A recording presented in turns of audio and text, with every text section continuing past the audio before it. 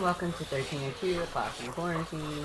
We're today going to talk about the freedom movement, its successes, its failures.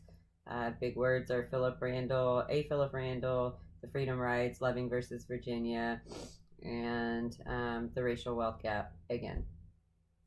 So the civil rights name, when you look at it in and of itself, we have to take a minute to look at the name itself, because today we call it the civil rights movement, but the participants in it did not. They called it the freedom movement, and that's an important distinction. Until 1963, the freedom movement was much more frequently used, and of course in 1963 the Civil Rights Act was first introduced. But it's important to understand the name. The name means something because the freedom movement is about much more than legal civil rights. It's important because of what it did and didn't accomplish, and we're going to talk about that. And it's also important because it had deeper roots. It wasn't just in the 50s and 60s. It has roots in activism that traces all the way back to the foundation of the NAACP in 1909. The NAACP had very little success, but they did begin challenging segregation, as early as 1909, and that's important.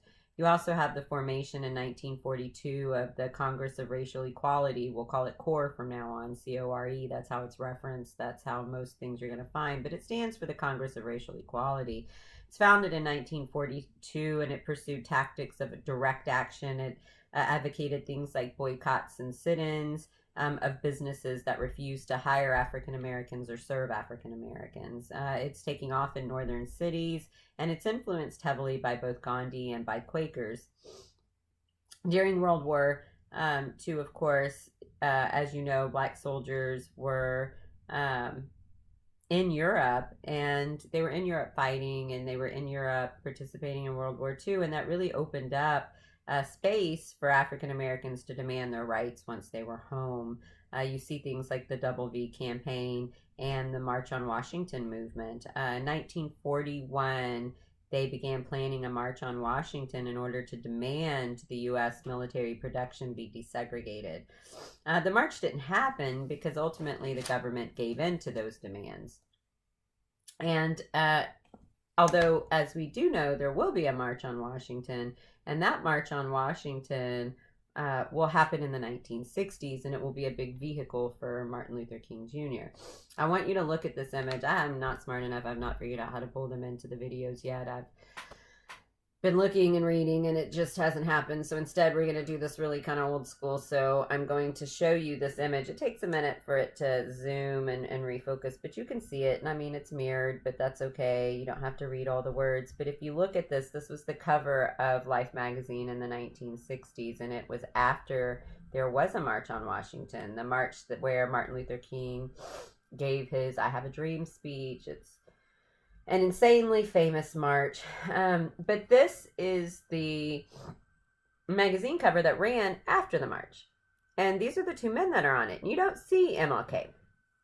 You don't see him. You see these two men. And we're going to talk about these two men. That's why I'm showing you the cover. These two men are very influential men in this time period. And you can see that they're photographed in front of the Lincoln Memorial. Why? Why were they photographed there? They were photographed there as a way to really try to link this movement, this march, and what's happening in the early 1960s to emancipation and abolition. They wanted to really connect those two. And those two men are two unknown men today. They've been lost in history, and we as historians are really trying to all do our part to reintroduce the world to these two men because they were so important to civil rights. So one of the men is named A. Philip Randolph. He lived from 1889 to 1979, and he was one of the single most important black activists in U.S. history. Before World War I, he had belonged to the Socialist Party. In 1917, he co-founded Messenger, which was a black newspaper. In 1925, he was part of the Brotherhood of Sleeping Car Porters, which was a labor union for porters who were overwhelmingly African American. In 1941, he planned the original March on Washington, which didn't happen, which means essentially he forced the desegregation of wartime production. And in 1963, he was one of the organizers for another march in Washington that did happen. And during MLK's speech, you can see Randolph in the background throughout the entire speech. But he was very much involved in left-wing politics and was a self-proclaimed socialist. So you can see why history has chosen to just kind of leave him behind because of his radicalization. And they really tried to elevate MLK because he was so much easier to de-radicalize. So that's pretty important. And then the other man was Bayard Rustin. He was a black, gay, Quaker, pacifist socialist. So there's a whole lot wrapped up in there.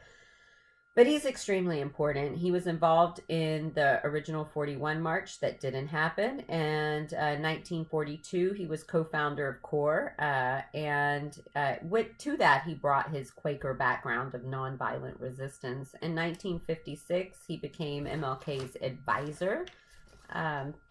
And really focused on this non-violent direct action that MLK would be a part on. He helped co-found the SCLC, the Southern Christian Leadership Conference that MLK was heavily involved in. And in 1963, he became the main organizer of the March on Washington. But he stayed in the background, and he stayed in the background in large part due to his left-wing politics. He was a member of the Communist Party, but he also stayed in the background because of his homosexuality. In fact, he was arrested on sodomy charges in the early 1980s. And he was arrested on sodomy charges, and in the early 1980s, he became the figurehead of the LGBT movement. So he's extremely important to equality rights in the U.S. for both African Americans and the LGBT community. And figures like these behind the scenes in organizing were really working to help teach younger activists how to conduct this nonviolent form of activism. And so in 1960, you see the growth of the sit-in movement. This is 6 years after the Brown versus the Board of Education, and you see a group of college students in North Carolina who form a reading group focused on African American politics, and through their studies, they became compelled to really battle and challenge racism in the United States. And so they began peacefully breaking the law through these lunch counter or these diner sit-ins and things that spread across the country. The most famous one is the Woolworths department store sit-in, because Woolworths diner was segregated. And so we're going to pause here, go watch the video. You know the drill by now. Okay, so those were known as the Greenboro Four. So it began as half a dozen college freshmen that were doing these sit-ins, and by the time it was all said and done, there were over 50,000 people who were participating in these sit-ins and demonstrations and boycotts. You have the NAACP and SNP, who are going to be influenced by CORE, who believe in direct action through public protest and nonviolent, and they have some success, like with the Montgomery bus boycott that we already talked about, that begins to force some concessions, and that's very emblematic of the movement of the 1960s. And amongst these students, the majority of the rank and file doing a lot of the behind-the-scenes work were females. And it's important to understand that this wasn't very long ago. This is within living memory. John Lewis, who's a member of Congress today, he's frequently given ideas of what it was like to be rank and file and serve in the South and try to bring equality and equal rights for minorities in the United States. And again, he's a member of Congress, so it's not like this happened a really long time ago. Like, there are people out there who still have living memory of this, of these events occurring. And so it's really important to keep that in mind, that when we're talking about the things that happened during the freedom movement, we're not talking about hundreds of years ago. We're talking about within living memory. And so, of course, the civil rights movement is going to impact national politics. And in 1960, you have JFK, who's going to be elected. He's a Democrat. He's young. He's the first and only Catholic to be elected president. And remember, this is in a Cold War context. And so he's very hardline anti-communist. But during his campaign, he really came off as sympathetic to African Americans, so much so that he gained the support of MLK, who urged African Americans to get out and vote for him. But once he was in office, it really stopped being a political priority to him. He's very slow to take action on the civil rights front. He did eventually ask Congress to draft a civil rights bill, and he did this on television. He was the first president since Lincoln asking for civil rights, but he only does it because his hand had been forced by what's known as the Freedom Rides. In 1961, the SNCC and CORE activists were intent on bringing attention to civil rights, and so they began this whole Freedom Ride movement where they're riding buses into and through the South and through these bus depots in the South. They're getting off the bus and using restrooms and engaging and getting back on the bus. And so there's another video. It may not be in the right order, so when you click over to watch the video, make sure that you're watching the one on the Freedom Rides before you watch the Selma one. So they may be out of order. Just pay attention when you're watching them, but go watch the Freedom Rides. Okay, so as you can see, once you watch that video, that the attacks, these riders were being repeatedly attacked in states like Alabama, and these attacks and this violence was being aired on national television, and so it really forced JFK's hand. And then in 1963, you have the more famous march in Washington that's going to put pressure to pass civil rights legislature onto Congress.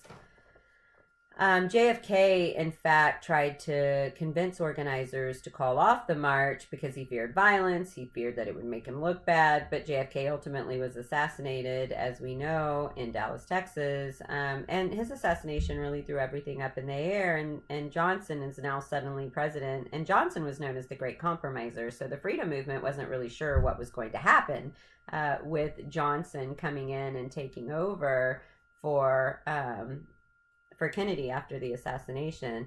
They weren't sure what he would do, but it turns out that Johnson actually completely embraced the legacy of JFK.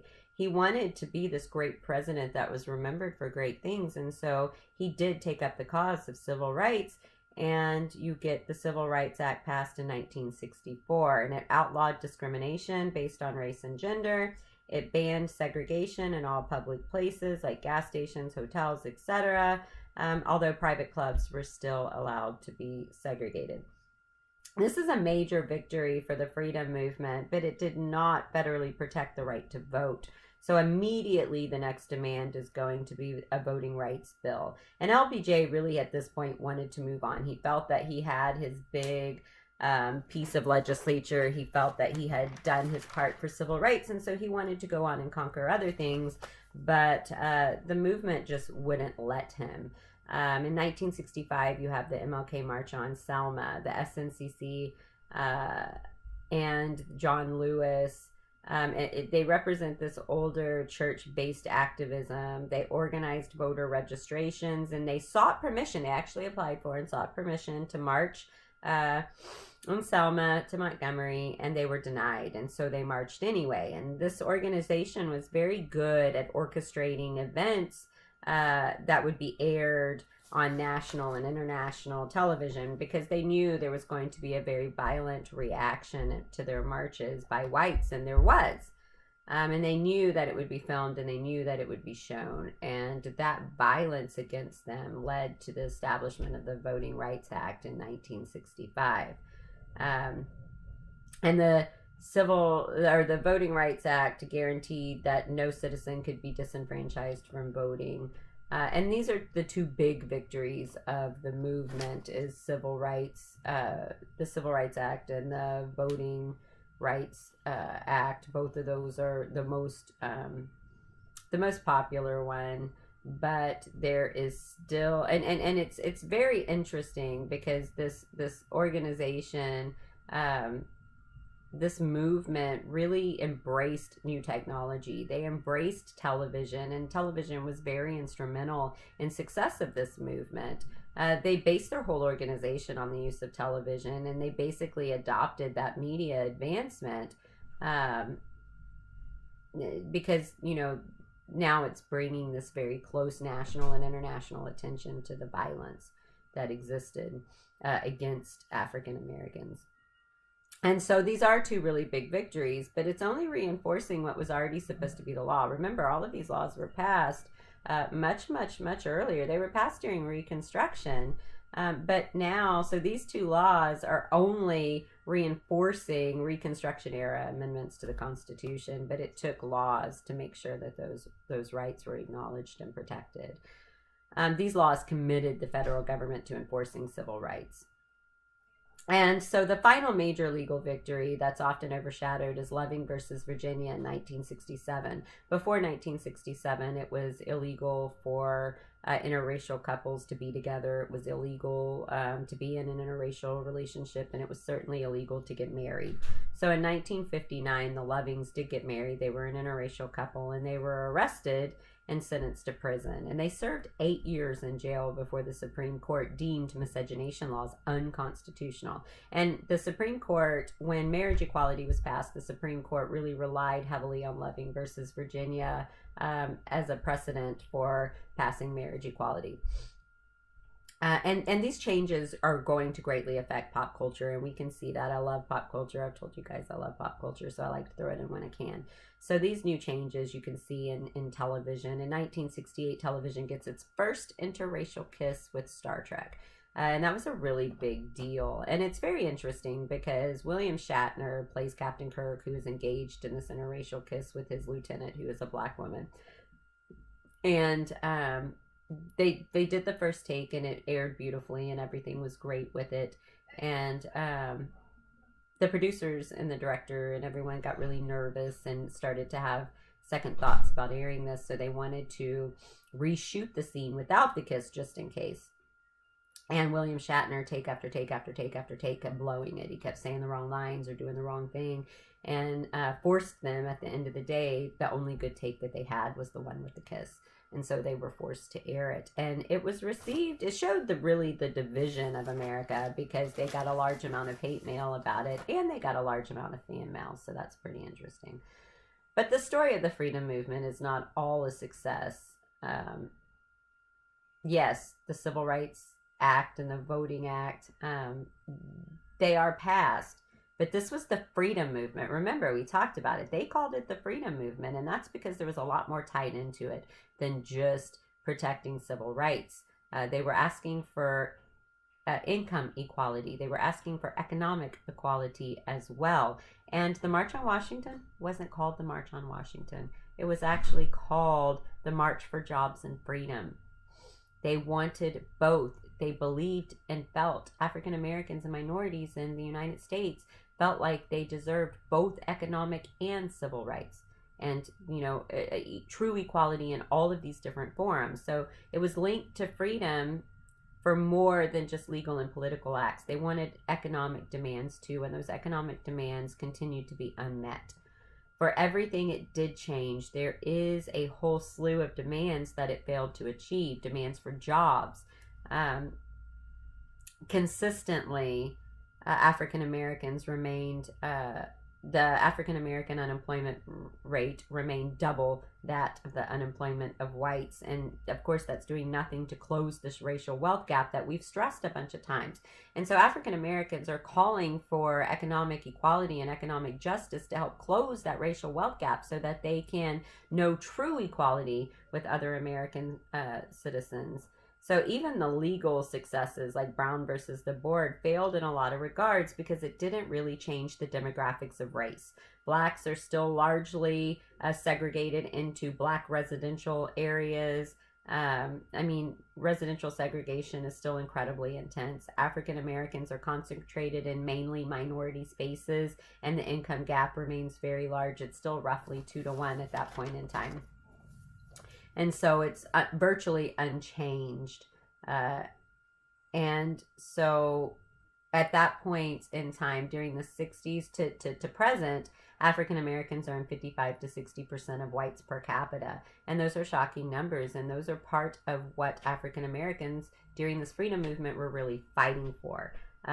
They wanted to make advancements in closing this racial wealth gap. That's rooted in Reconstruction's failure to do anything after emancipation. We've talked about that, and repeatedly we can see how that plays out.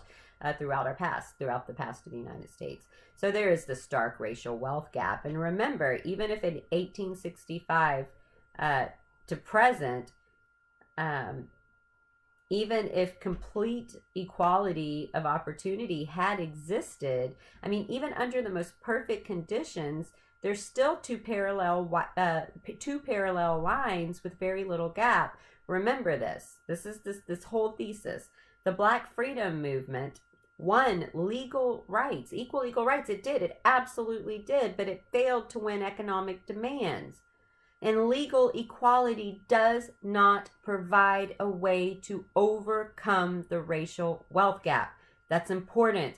Those failures from Reconstruction all the way through the freedom movement or the civil rights movement, that's still a driving force in the United States today, not yesterday, today we're still dealing with the ramifications of the failure to win economic demands.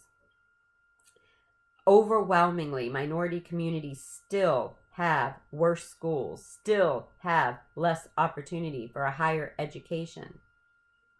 Members of the freedom movement were aware of this fact when it happened. It was very clear that legal rights did little to change the day-to-day life of blacks. And it leads to this new movement called Black Power. And Black Power will begin demanding economic solutions. And that is something that we will talk about later in our quarantine classroom. So enjoy your day. Be safe, be sane, be sanitary.